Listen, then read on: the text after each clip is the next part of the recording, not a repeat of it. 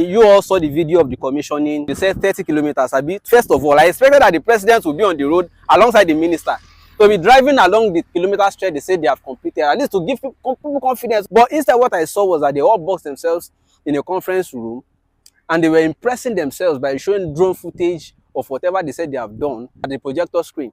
But I am here on the road now, 3rd of June, 5 days after that ceremony. I am here to show you that the 30 kilometers they claim that they have done. The highway already has 30 kilometers completed.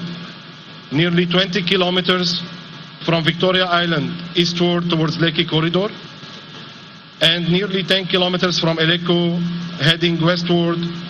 20 kilometers they said from VI to Eleko Corridor. The remaining 10 kilometers they said from Eleko inward. Gentlemen and ladies, I am at chainage 41.230 kilometers and Eleko junction is chainage 47.5. If you do the subtraction, apart from my odometer showing 6 kilometers and a little above it, because I drove in through a community road, this chainage is showing at this point where I am standing chainage 41.230. If you do the maths, what you have is 6.2 something kilometers. That simply means that the claim that they have completed 10 kilometers from Eleko into this place is not true. Today is 3rd of June. You can come in tomorrow, 4th of June, come and do your own. And by the way, did they just do the commissioning in order to give us that impression and everybody disappears? Because I can't even see the paver again. Have they stopped work? So in case you are thinking, no, they have done 30 kilometers, I want to drive from VI, I want to go to Eleko. They are not together. They are disjointed like different pieces. Some kilometers here, some kilometers here. That's what they did. You are coming from Eleko, you just reach this point. Chaka, middle of nowhere. Point 2 that I expected us to be discussing is that they have said that by December, they are going to be tolling this road. And they are projecting around 3K per vehicle. We do not know for certain yet how many tolling points are going to be between VI and Eleko. If there are 2, that simply means 6,000 from VI to Eleko. And if you are going back another 6,000, that's 12,000 naira. No fuel inclusive, no other cost inclusive.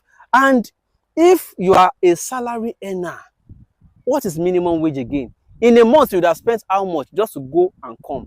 Although it has its own benefit too, it would have relieved the Lekki-Ekpe Expressway of huge traffic or the volume of traffic on that route. It would have done a lot of things to, yes, it will link eventually, if the claim is true, that they want to truly link this road to Calabar. They would have saved a lot of hours in travel time. But if speculations are right, that the only thing the federal government wanted to achieve is just to link the Eko Atlantic City with Dangote Refinery and the Lekki Free Trade Zone, as well as the Lekki Deep Sea Port, then congratulations, the federal government has succeeded, because by December, according to what I'm seeing, they are likely to complete this section of it.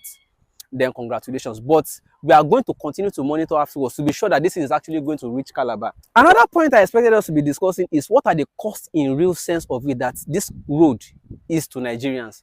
First of all, do you know that this is not the original alignment of the road?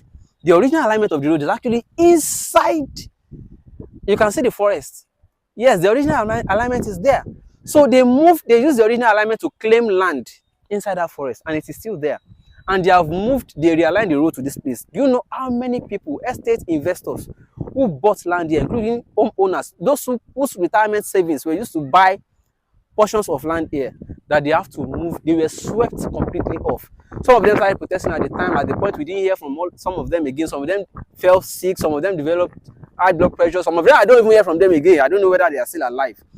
And for those who even got compensation, somebody told me he got 1% of the value of the property from where it was displaced. And if you recall, there's still a woman that till today, she is still protesting. That woman, for context, is the one that Minister Dave Umahi asked security to throw out from the security. Till today, I see some of her videos coming up once in a while where she's still pleading with President Bola Tinubu, saying, I'm a party member, I mobilize for you the diaspora, I do a lot of things, blah, blah. If somebody as strong as that in President's campaign committee suffers like that, but that notwithstanding, for those of you who have been receiving a lot of promises to say, oh, come and buy land by the coastal road. If you see anybody marketing any coastal road to you, any land along the coast, please check and recheck, because the old alignment of this coastal road that they used to claim is still there in the forest. So you have to be very sure it is not the land that the Minister Dave Umahi says he wants to sell actually. The moment we finish this road, we are going to deploy it by way of tolling it, by way of making available the land, we are going to have along the corridor. By my speculation, they are going to be selling to banks, filling stations, hotels, and other service outlets. Because of security risk along such highway, I want to hope that there will be sufficient number of police stations as well as military barracks in order to be able to give people some safety and confidence.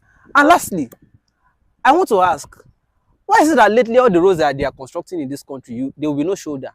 Like no lay-by, nowhere to park, no the vehicle. So are you simply saying that from Lagos to Calabar, somebody's road vehicle must not develop fault or even break down? Or you must not even slow down to say you want to receive a call? Because these are just three lanes on both sides. So I see no reason why we are not discussing all of this important, or are they not important? Because I see what you are discussing is, oh, the president should have greeted the governor. He should not have snubbed him. Oh, when these people get back into their private, they will be laughing at what you are discussing because they have completely distracted you from all of the points I suppose. Even me, I have not exhausted all the important topics about this road. Though at the end of the day, it is still going to be beneficial to people because, for instance, those who have maybe 20 plots and they took 15 plots for the road, your remaining 5 plots, whatever you use it to do, will still be of value. In fact, it will have increased the value. So to an extent, you can discuss that it's going to open up this place, it's going to increase businesses, economy is going to sprout, and a lot of things are going. Yes,